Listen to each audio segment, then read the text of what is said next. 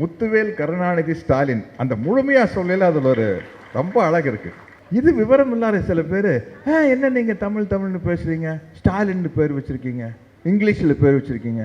ஐயோ அப்படியே பார்த்தாலும் கூட அது இங்கிலீஷ்காரன் பேர் இல்லையா, ரஷ்யாக்காரரோட பேரியா, அது ஏன் வச்சாருன்னு கூட தெரியாம பேசுறாங்க. ஸ்டாலின் அவர்கள் பிறந்த பொழுது அப்போதான் பொது உடைமை சித்தாந்தம் உலகம் முழுவதும் காரல் மார்க்ஸ் அவர்களால் கொண்டு வரப்பட்ட மூலதனம் என்ற ஒரு தத்துவத்தின் மூலமாக உலக தொழிலாளர்களை ஒன்றுபடுங்கள் என்று கூறியதன் மூலமாக ஒரு மிகப்பெரிய புரட்சியும் கிளர்ச்சியும் ஏற்பட்டு ஒரு பொருளாதார சிந்தனையை பொறுத்த வரைக்கும் எல்லாருமே தலைவர் கலைஞர் உட்பட ஐயா பெரியாரும் கூட பொருளாதாரத்தை பொறுத்த வரைக்குங்க என்னோட கொள்கை கம்யூனிஸ்ட் தானுங்க. ஆனால் ஏழை பணக்கார வித்தியாசம் முதல்ல ஒழியணுமா இல்லை இந்த ஜாதி மத பிரச்சனை ஒழியணுமானா நான் முதல்ல ஜாதி தான் ஒழியணும்னு சொல்லணுங்க. ஏன்னா சரியான வாய்ப்பு கிடைச்சா ஒரு ஏழை பணக்காரன் ஆயிடலாங்க. ஆனால் என்னதான் வாய்ப்பு கிடைச்சாலும் ஒரு தாழ்த்தப்பட்ட ஜாதியில் பிறந்தவோ உயர்ந்த ஜாதியான இடத்துக்கு வரவே முடியாதுங்க அப்படின்னு பெரியார் சொன்னார். அதுதான் இந்த அனைத்து ஜாதியும் அர்ச்சியர் ஆகலாம் அப்படிங்கிற பிரச்சனையில் இன்னைக்கு நடந்துக்கிட்டு இருக்கிறது அதுதான். அப்போ எல்லோருடைய பார்வையுமே அந்த ஒரு உயரிய தத்துவத்தை நோக்கி இருந்தது. மனிதநேயத்தின் உச்சம் மார்க்சியம்னு சொல்ல. அப்போ ஒரு குழந்தை பிறந்தது கலைஞருக்கு, ரெண்டாவது பையன். அந்த நேரத்தில் ரஷ்யாவில் மிகப்பெரிய புரட்சி ஆரம்பித்து லெனின் அதுக்கப்புறம் ஸ்டாலின் அவர்கள் அங்கே ரஷ்யாவில் இருக்கிற ஸ்டாலின் வந்ததுனால அவருடைய நினைவை போற்றும் விதமாக ஸ்டாலின் அப்படின்னு இவருக்கு பேர் வச்சார். எப்படி நம்ம சாக்ரட்டிஸ்னு பேர் வைக்கிறோம், லெனின் சினிமாவில் இருக்கிறார எடிட்டர் லெனின் இருக்காரு, ஒரு பத்திரிகை ஆசிரியர் லெனின் இருக்காரு. அந்த காலத்தில் நிறையா பேர்த்துக்கு லெனின்னு பேர் வச்சாங்க, ஸ்டாலின்னு பேர் வச்சாங்க, சாக்ரட்டிஸ்னு பேர் வச்சாங்க. கௌதமன் பேர் வைக்கிறதுக்கு காரணம் புத்தருடைய நினைவாக கௌதமன் பேர் வச்சாங்க. திராவிடர் காலத்தில் நிறைய பேர் கௌதமன் பேர் இருக்கும், சாக்ரட்டிஸ்னு பேர் இருக்கும். அந்த மாதிரி வச்ச பேர் தான் ஸ்டாலின். அந்த பேர் வச்சதுனாலேயே என்னமோ அவருக்கு அந்த தொழிலாளர்கள் மீது இருக்கும் அக்கறை இன்று வரை நிரூபணம் ஆகிக்கொண்டே இருக்கிறது.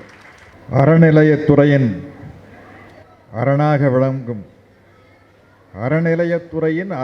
விளங்கும் அன்பு தம்பி மாண்புமிகு அமைச்சர் சேகர் பாபு அவர்களே, ஏன் அறநிலையத்துறையின் அரண் அப்படின்னு சொன்னா, முந்தா நேத்தோ அன்பு தம்பி நம்ம வைகை புயல் வடிவேல் ஒரு நிகழ்ச்சிக்கு போயிருக்காரு. அது நம்ம அமைச்சர் தான் கூட்டிக்கிட்டு போயிருக்காரு. அவர் சொல்லியிருக்காரு அவருடைய குலதெய்வம் கோயில் ஒன்று இருக்குது, அங்கே ஒரு 24 ஏக்கரா வடிவேலுடைய பாஷையிலேயே சொல்லணும்னா ஆட்டை போட பார்த்துருக்காங்க. அதை சொன்ன அடுத்த நிமிஷமே தடுத்து நிறுத்துறவர் அமைச்சர் தான். அடுத்த செகண்ட் ஃபோன்லேயே வேலை முடிஞ்சாச்சு. அவ்வளவு நம்ம தமிழ்நாடு முதலமைச்சர் ஸ்டாலின் அவர்கள் சொன்னது மாதிரி அவர் சேகர் பாபு இல்லை, செயல் பாபு தான். நானும் அவரும் ஒரே காரில் தான் வந்தோம். நான் ஷூட்டிங் நடக்கிற இடத்துக்கு அவர் வந்துட்டு என்னை அண்ணன் நீங்கள் முன்னாடி உட்காந்துக்குங்க, நான் பின்னாடி உட்காந்துக்கிறேன் அப்படின்னாரு. எதுக்கடா இப்படி சொல்கிறாருன்னு பார்த்தா ஃபோனில் பேசிட்டு வர்றாரு, ஃபோன்லேயே எல்லா வேலையும் முடிச்சுட்டு இருக்கிறாரு. செய்ய வேண்டிய வேலையை ஃபுல்லாக நான் இந்த பின்னி மில்லில் தான் இன்றைக்கி எனக்கு ஷூட்டிங்கு, அங்கேருந்து இங்கே வர்றதுக்குள்ளே அவ்வளோ வேலைகளை செஞ்சுக்கிட்டாரு. எதுவுமே சுயநலம் சார்ந்த வேலை கிடையாது, பொதுநலம் சார்ந்த வேலைகள். இதுக்கு நடுவில் எங்கிட்ட பேசுகிறாரு, எனக்கு குழப்பம், இவர் எங்கூட பேசுகிறாரா ஃபோனில் பேசுகிறாரா. நான் பேசும்போது தம்பி என்ன தம்பி அப்படின்பா, இல்லைண்ணே இது ஃபோனில் பேசிகிட்டு இருக்கேன் அப்படின்பா. அந்த மாதிரி ஒரு கடுமையான உழைப்பாளி. அவர் பார்த்தோன்னே நம்ம சினிமா நடிகர்களுக்கு இந்த உடம்பை பாதுகாக்கணும் அப்படிங்கிற ஒரு நினைப்பு இருக்குமில்ல. அப்போ கேட்ப, தம்பி நீங்கள் எப்போ ஏதாச்சும் வாக்கிங் எக்ஸசைஸ் அப்படின்னாரு. நம்ம வாக்கிங் கீக்கிங்னு சொன்னோம்ல, கலைஞர் வழி வந்தவர் இல்லையா, இந்த காரை காட்டி அண்ணா வாக்கிங்கும் இல்லை கீக்கிங்கும் இல்லை அப்படி. ஆனால் ஏதோ ஒரு நேரம் எடுத்துக்கணும். நம்மளுக்கு உடற்பயிற்சிங்கிறது ரொம்ப முக்கியம். அதுக்கு அதுலேயும் முன்மாதிரியாக இருக்கிறது நம்ம தமிழ்நாடு முதல்வர் தளபதி அவர்கள் தான். ஏன்னா கலைஞர் அவர்கள் காலையில் 4 மணிக்கு எழுந்து வாக்கிங் போயிட்டு அடுத்த வேலையை பார்ப்பார். அப்படி அவர் உடம்பை பத்திரமா பாதுகாத்தவர். நான் ஒரு தடவை வரலாற்று சுவடுகள் அப்படின்னு தினத்தந்தி பத்திரிகையில் அவர் கூட அவருடைய வசனத்தில் நடித்த அனுபவங்களை பற்றி எழுதினேன். பாலைவன ரோஜாக்கள், மண்ணின் மைந்தன் அனுபவங்களை பற்றி எழுதியில் காலையில் 5:30 மணிக்கு என் வீட்டுக்கு ஃபோன் பண்ணியிருக்காரு. நான் தூங்கிட்டு இருக்கும்போது செல்ஃபோன் எல்லாம் ஆஃப் பண்ணி வச்சுட்டு, லேண்ட்லைன் இருந்தாலும் கூட ரிசீவர் எல்லாம் கீழே எடுத்து வச்சுட்டு கீழே ப்ளக் எல்லாம் பிடுங்கி விட்டு தான் படுப்பேன். என்ன நிம்மதியாக தூங்கணும் அப்படின்ட்டு. நான் சாவகாசமாக ஒரு 7 மணிக்கு எழுந்திரிச்சதுக்கப்புறம் சொல்லிக்கிறாரு, இப்படி முதல்வர் வீட்டிலேருந்து ஃபோன் வந்ததுங்க அப்படின்னு. அப்புறம் நான் அவசரமாக பேசினா கலைஞர் ஐயா எடுத்தார். என்ன 5:30 மணிக்கு உங்களுக்கு ஃபோன் பண்ணேன். ஐயா 5:30 மணிக்கு எதுக்குங்க? இல்லை உங்களுக்கு ஒரு நன்றி சொல்லலான்டா, என்னை பற்றி நீங்கள் பத்திரிக்கையில் சொல்லியிருக்கீங்களே அப்படின்னாரு. அப்படி ஒரு சுறுசுறுப்பான இயக்கம் வந்து இந்த பெரியார் வழி வந்த இயக்கம் அப்படின்னு தான் சொல்லணும். நான் முதல்ல ஒன்றும் எழுதலை. இங்கே வந்து நம்ம கவிஞர் பா. விஜய் போட பார்த்துட்டு அவர்கிட்ட கேட்குறேன், நீங்கள் எழுதின குறிப்பு ஏதாச்சும் இருந்தால் கொடுங்களேன் அப்படின்னா. சார் இது புரியாது சார். நான் உண்மையிலேயே மருத்துவர்கள் வந்து டாக்டருக்கு ப்ரிஸ்கிரிப்ஷன் எழுதுவாங்கல்ல, அந்த மாதிரி தான் எழுதி வச்சுருந்தார். அதை வாங்கி பிரயோஜனம் இல்லை, சரி நம்மளே எழுதிக்கலான்னு முடிவு பண்ணிட்டேன்.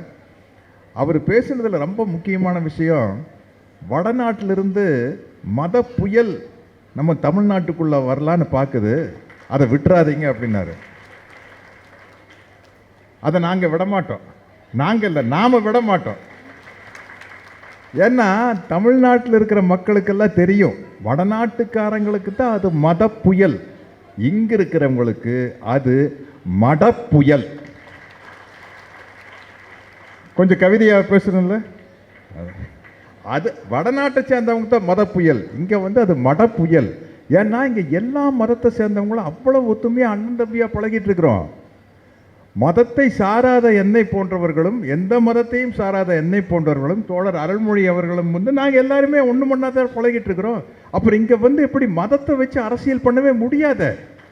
அதனால தான் சொல்கிறேன், அது மத புயல் அல்ல, மட புயல். அவ்வளோ ஃப்ரெண்ட்லியாக இருக்கிறாங்க. நாங்கள் எல்லா மதத்தை சேர்ந்தவங்களும் அவ்வளோ ஒற்றுமையாக இருக்கீங்களா, இது எப்படி பண்ண முடியும்? இந்த நீதி கட்சியினுடைய நீச்சி தான் அப்படின்னு தோழர் அருள்மொழி சொன்னாங்க. பள்ளிக்கூடத்தை குலக்கல்வி திட்டத்தை கொண்டு வந்து ராஜாஜி அவர்கள் மூடினாங்க. அப்போ மூடுறதுக்கு முன்னாடி பள்ளி யார் திறந்தாங்க அப்படின்னா அருமையாக சொன்னாங்க, நீதி கட்சி திறந்து வைத்த பள்ளி அது.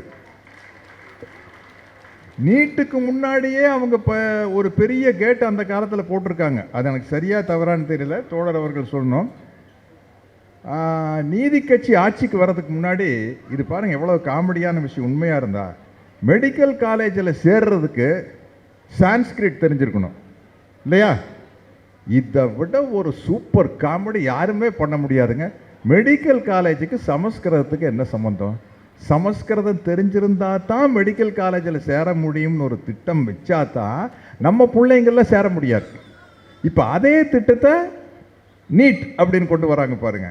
அதாவது நம்மளை படிக்க விடக்கூடாதுன்னு கங்கணம் கண்டிக்கிட்டு எதையோ பண்ணுறாங்க, ஆனால் நம்ம படிச்சுக்கிட்டே இருக்கிறோம். இன்னைக்கு எல்லா பெரிய பெரிய இடத்துல வந்து தாழ்த்தப்பட்ட பிற்படுத்தப்பட்ட சமூக சேர்ந்தவங்க பெரிய அளவில் வந்துட்டாங்க. அதுதான் இந்த திராவிட மாடல் ஆட்சியினுடைய மிகப்பெரிய சாதனை. நமது முதலமைச்சர் முத்துவேல் கருணாநிதி ஸ்டாலின் அந்த முழுமையா சொல்லல, அதில் ஒரு ரொம்ப அழகு இருக்கு. இது விவரம் இல்லாத சில பேர், என்ன நீங்க தமிழ்னு பேசுறீங்க, ஸ்டாலின் பேர் வச்சிருக்கீங்க, இங்கிலீஷில் பேர் வச்சுருக்கீங்க. இவன் அப்படியே பார்த்தாலும் கூட அது இங்கிலீஷ்காரன் பேர் இல்லையா, ரஷ்யாக்காரரோட பேரியா, அது ஏன் வச்சாருன்னு கூட தெரியாமல் பேசுகிறாங்க. ஸ்டாலின் அவர்கள் பிறந்த பொழுது அப்போ தான் வந்து பொது உடைமை சித்தாந்தம் வந்து உலகம் முழுவதும் காரல் மார்க்ஸ் அவர்களால் கொண்டு வரப்பட்ட மூலதனம் என்ற ஒரு தத்துவத்தின் மூலமாக உலக தொழிலாளர்களை ஒன்றுபடுங்கள் என்று கூறியதன் மூலமாக ஒரு மிகப்பெரிய புரட்சியும் கிளர்ச்சியும் ஏற்பட்டு, ஒரு பொருளாதார சிந்தனையை பொறுத்த வரைக்கும் எல்லாருமே, தலைவர் கலைஞர் உட்பட ஐயா பெரியாரும் கூட பொருளாதாரத்தை பொறுத்த வரைக்குங்க என்னோட கொள்கை கம்யூனிஸ்ட் தானுங்க. ஆனால் ஏழை பணக்கார வித்தியாசம் முதல்ல ஒழியணுமா, இல்லை இந்த ஜாதி மத பிரச்சனை ஒழியணுமானா நான் முதல்ல ஜாதி தான் ஒழியணும்னு சொல்லணுங்க. ஏன்னா சரியான வாய்ப்பு கிடைச்சா ஒரு ஏழை பணக்காரன் ஆயிடலாங்க. ஆனால் என்னதான் வாய்ப்பு கிடைச்சாலும் ஒரு தாழ்த்தப்பட்ட ஜாதியில் பிறந்தவோ உயர்ந்த ஜாதியான இடத்துக்கு வரவே முடியாதுங்க அப்படின்னு பெரியார் சொன்னார். அதுதான் இந்த அனைத்து ஜாதியும் அர்ச்சியர் ஆகலாம் அப்படிங்கிற பிரச்சனையில் இன்னைக்கு நடந்துக்கிட்டு இருக்கிறது அதுதான். அப்போ எல்லோருடைய பார்வையுமே அந்த ஒரு உயரிய தத்துவத்தை நோக்கி இருந்தது. மனிதநேயத்தின் உச்சம் மார்க்சியம்னு சொல்ல. அப்போ ஒரு குழந்தை பிறந்தது கலைஞருக்கு, 2வது பையன். அந்த நேரத்தில் ரஷ்யாவில் மிகப்பெரிய புரட்சி ஆரம்பித்து வந்து லெனின் வந்து அதுக்கப்புறம் ஸ்டாலின் அவர்கள் அங்கே ரஷ்யாவில் இருக்கிற ஸ்டாலின் வந்ததுனால அவருடைய நினைவை போற்றும் விதமாக ஸ்டாலின் அப்படின்னு இவருக்கு பேர் வச்சார். எப்படி நம்ம வந்து சாக்ரட்டிஸ்னு பேர் வைக்கிறோம், லெனின் சினிமாவில் இருக்கிறார எடிட்டர் லெனின் இருக்காரு, ஒரு பத்திரிகை ஆசிரியர் லெனின் இருக்காரு. அந்த காலத்தில் நிறையா பேர்த்துக்கு லெனின்னு பேர் வச்சாங்க, ஸ்டாலின்னு பேர் வச்சாங்க, சாக்ரட்டிஸ்னு பேர் வச்சாங்க. கௌதமன் பேர் வைக்கிறதுக்கு காரணம் புத்தரனுடைய நினைவாக கௌதமன் பேர் வச்சாங்க. திராவிடர் கழகத்தில் நிறைய பேர் கௌதமன் பேர் இருக்கும், சாக்ரட்டிஸ்னு பேர் இருக்கும். அந்த மாதிரி வச்ச பேர் தான் ஸ்டாலின். அந்த பேர் வச்சதுனாலேயே என்னமோ அவருக்கு வந்து அந்த தொழிலாளர்கள் மீது இருக்கும் அக்கறை இன்று வரை நிரூபணம் ஆகிக்கொண்டே இருக்கிறது. ஏன் அவர் அப்படி இருக்கார் அப்படின்னா, அவருடைய சுயசரிதை எழுதினார், உங்களில் ஒருவன் புத்தகம். அதை நான் படித்தேன். அந்த புத்தக வெளியீட்டு விழாக்கும் போயிருக்கேன். அவர் ஏதோ கலைஞருடைய மகன் அப்படிங்கிறதுலே வந்துடல. அவர் 13 வயசில் இறங்கி சைக்கிளில் திராவிட முன்னேற்ற கழக கொடியை கட்டிக்கிட்டு தெரு தெருவாக போய் ஒரு மிகப்பெரிய ஒரு மாநாடு நடத்தி தான் அரசியலுக்கு தகுதியானவன் அப்படிங்கிற தன்னுடைய அப்பா கிட்டேயே நிரூபிச்சு, கலைஞர்கிட்டயே நிரூபிச்சு, அதுக்கப்புறம் லைசன்ஸ் வாங்கி வந்தவர். அதனால வந்து அவர் அல்ப சொல்பமாக ஒன்றுமே செஞ்சிட முடியாது. அப்படி ஒரு சுறுசுறுப்புக்கு சொந்தமான ஒரு முதலமைச்சர் நம்மளுடைய ஸ்டாலின் அவர்கள். தம்பி விஜய் அவர்கள் பேசும்போது சொன்னாங்க, எனக்கு கவிஞர் வாலி அவர்களுக்கும் பாக்யராஜ் சாருக்கும் ஒரு ஒத்துமை இருக்குது. நாங்கள் தீவிரமான புரட்சி தலைவர் எம்ஜிஆர் ரசிகர், அதே சமயத்தில் கலைஞருடைய நண்பராகவும் இருப்போம் அப்படின்ட்டு. அவங்க 2 பேருமே அப்படித்தான் இருந்திருக்காங்க. நான் ஒரு நிகழ்ச்சி கேள்விப்பட்டேன். அவர் மக்கள் தலம் அவர்கள் எம்ஜிஆர் அவர்கள் வந்து முதலமைச்சராக இருக்கையில் காரில் ஏதோ போய் காரில் மற்ற எம்எல்ஏக்கள் எம்பிக்களோட 2-3 பேரோட காரில் போயிருக்காங்க. போகையில் ஒருத்தர் வந்து பேச்சு வாக்கில் கலைஞரை வந்து பேர் சொல்லிட்டார். எனக்கு அதை சொல்கிறது கஷ்டமாக்குது. கருணாநிதி அப்படின்ட்டார். டக்குன்னு காரை ஓரமாக நிறுத்தி, நீ முதல்ல இறங்கி கேளு அப்படின்ட்டார். யோ, நீ இறங்கி நடந்து போயா வீட்டுக்கு. நான் என்னைக்காச்சும் கருணாநிதினு பேர் சொல்லி கேட்டிருக்கியா? கலைஞருங்கிற வார்த்தையை தவிர வேற வார்த்தை என் வாயிலிருந்து வராது. அப்படிப்பட்ட என்கிட்ட நீ அவர் பேர் சொல்லி நீ இறங்கி நடந்து வீட்டுக்கு போ அப்படின்னு சொன்னதை ஒரு நிகழ்ச்சி கேள்விப்பட்டிருக்கேன். அதே மாதிரி அவர் முதலமைச்சராக இருந்தப்போ இதெல்லாம் நான் கேள்விப்பட்ட விஷயம். ரொம்ப ரொம்ப அருமையான விஷயங்க விஜய். இது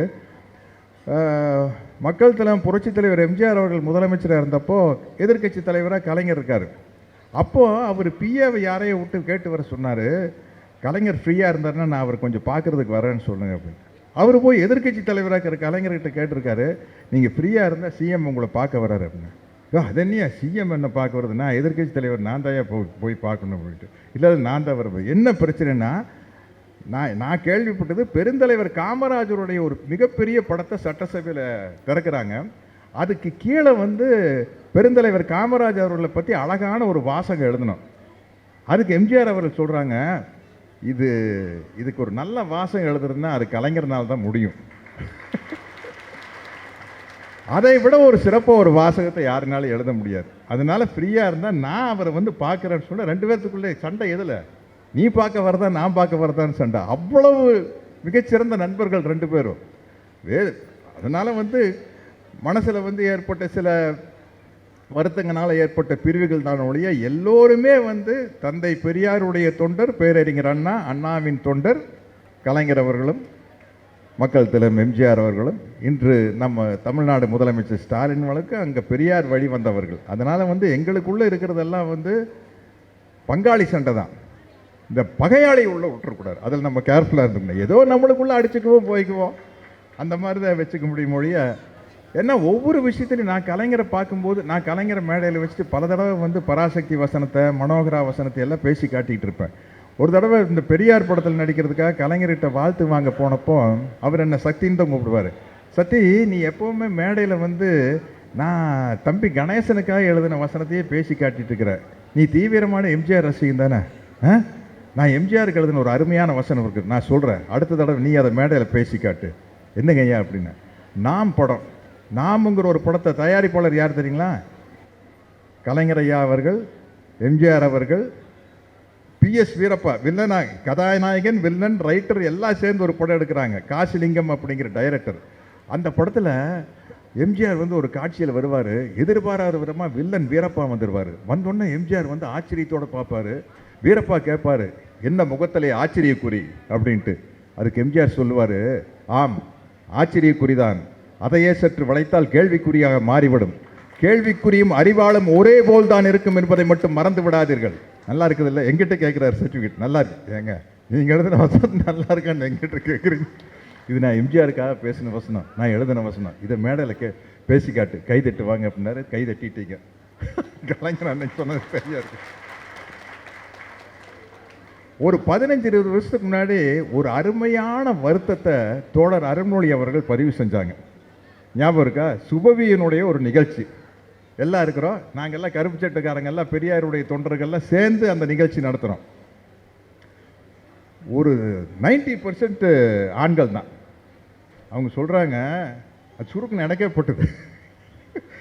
ஏங்க, நீங்கள் குடும்பத்தில் உங்கள் மனைவியை, உங்கள் சகோதரியை, உங்கள் மகள்களை பீச்சுக்கு கூப்பிட்டு போகிறீங்க, சினிமா கூப்பிட்டு போகிறீங்க, வெளியே சாப்பிட கூப்பிட்டு போகிறீங்க.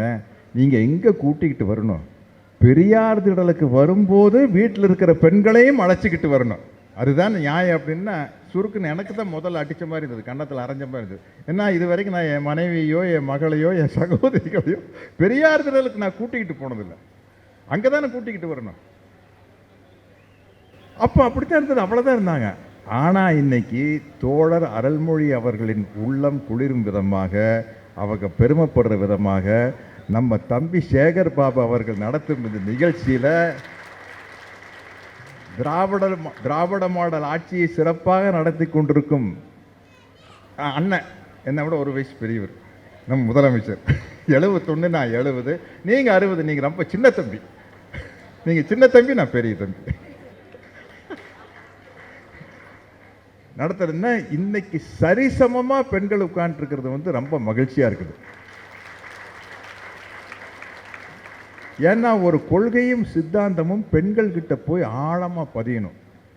அதுதான் ரொம்ப முக்கியம். அதைத்தான் தோழர் அருண்மொழி அவர்கள் வந்து ஒரு வகுப்பெடுக்கிற மாதிரி எடுக்கிறாங்க பாருங்க.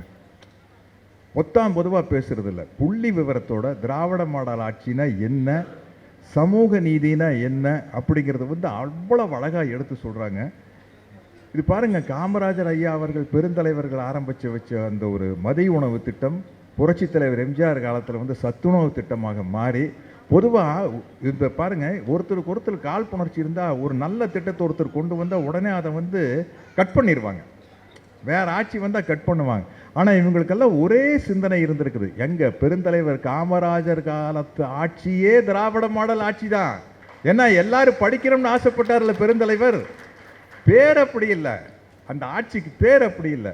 ஆனால் எல்லோரும் படிக்க வேண்டும், எல்லோருக்கும் வேலை வாய்ப்பு கிடைக்க வேண்டும் என்று நினைத்த அந்த தொடர்ச்சி பாருங்க. பெருந்தலைவர் கொண்டு வந்த ஒரு மதிய உணவு திட்டத்தை சத்துணவு திட்டமாக புரட்சி தலைவர் மாற்றாரு. அதில் முட்டையை கொண்டு வந்து வைக்கிறாரு டாக்டர் கலைஞர் அவர்கள். அதை சிற்றுண்டியாக மாற்றாரு நம்ம ஸ்டாலின் அவர்கள். ஏன்னா ஒரே நோக்கம்தான், எல்லாரும் படிக்கணும். எல்லாரும் படிக்கணும்னு என்ன, எல்லாத்துக்கும் அறிவு வரணும். படிக்கக்கூடாதுன்னு சொல்கிற யாருக்கு அறிவு வரக்கூடாது? நம்மளுக்கு மட்டும்தான் அறிவு இருக்கணும். அப்போ தான் வந்து நம்மக்கிட்ட கை கட்டி நின்று, சாமி இந்த கேஸ் எப்படியாச்சும் பார்த்து முடிச்சு கொடுங்க அப்படின்னு கேட்போம். அதுக்காகத்தான் இத்தனை வேலைகள் நடக்குது. ஆகையினால் இன்றைக்கி வந்து நம்ம தமிழ்நாடு முதலமைச்சரினுடைய அருமையான திட்டங்களை பற்றி சொல்லிக்கிட்டே போகலாம். காலை சிற்றுண்டியில் மட்டும் இப்போ நான் தம்பி மாண்புமிகு அமைச்சர் சேகர் பாபு கிட்ட கேட்டேன், 18 லட்சம் பேர் இதனால் வந்து நன்மை அடைகிறாங்க. எவ்வளோ அருமையான விஷயம் பாருங்கள். அதே மாதிரி இலவச பஸ் பாஸ் பெண்களுக்கு, அதுக்கு பேர் விடியல் பயணம். உதவி தொகைன்னு சொன்னாமல் உரிமை தொகைன்னு சொல்கிறாரு பாருங்க. அந்த வார்த்தையிலேயே வந்து பெண் அடிமைத்தனம் வந்து தெரிச்சு ஓடுது. உரிமை தொகைன்னு சொல்லலையே, இது எங்களுடைய டியூட்டி, உதவின்னு வரையில் நான் உனக்கு தானம் கொடுக்குறேன் அப்படின்னு ஆயிடுது. இதையெல்லாம் இப்போ வந்து அந்த உரிமை தொகையை உதவி தொகைன்னு சொல்கிறனால யாரும் கோவிச்சுக்கு போகிறது இல்லையா? நம்மளுக்கு எப்படியோ நம்மளுக்கு நல்லது நடந்தால் போதும் அப்படின்னு தான் நினைப்பாங்க. இருந்தாலும் அதையெல்லாம் மனசில் வச்சு உதவித்தொகைன்னு சொல்லாமல் அது உரிமை தொகைன்னு சொல்லி, இப்போ நான் ஏன் வந்து அந்த மட புயல் உள்ளே வந்துடக்கூடாதுன்னு சொல்கிறேன் தெரியுமா? மத புயலுங்கிற மட புயல் ஏன் உள்ளே வரக்கூடாதுன்னா, இப்போ பாம்பேக்கு நான் ஒரு ஷூட்டிங் போனேங்க. பாம்பேயில் பீஃப் ஸ்டாலே கிடையாது. பீஃப் ஸ்டாலே கிடையாது. அப்போ ஒருவருடைய உணவு எதை சாப்பிடலாம், நான் எதை சாப்பிடக்கூடாதுங்கிறது டிசைட் பண்ண வேண்டியது நான் தானே. நீ எப்படி டிசைட் பண்ணல நான் என்ன சாப்பிடலாங்கிறத? இவ்வளவு ஆபத்து இருக்குது. மேலெழுந்த வாரியா பார்த்தா தெரியாது. ரொம்ப ஒத்துமையா இருக்கிறோம். இங்கு இந்து, முஸ்லீம், கிறிஸ்துவர்கள், கடவுள் நம்பிக்கை இல்லாதவர்கள், அனைத்து மதத்தைச் சேர்ந்தவர்களும், அனைத்து ஜாதியை சேர்ந்தவர்களும் நல்லபடியாக ஒற்றுமையாக இருக்கிறோம். இந்த ஒற்றுமை சீர்குலைந்து போகக்கூடாது. ஏன்னா நம்ம முன்னோக்கி தான் போகணும்.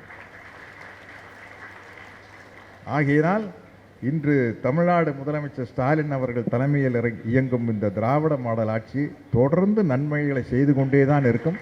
வளர்ச்சி பாதையில் தமிழ்நாட்டை அழைத்து கொண்டே செல்லும். ஆகையால் இதற்கு எப்படி அறநிலையத்துறைக்கு அரணாக சேகர் பாபு இருக்கிறாரோ, அதை போல இந்த திராவிட மாடல் ஆட்சிக்கு அரணாக நாம் எல்லோரும் இருக்க வேண்டும் என்று கூறி விடைபெறுகிறேன். நன்றி, வணக்கம்.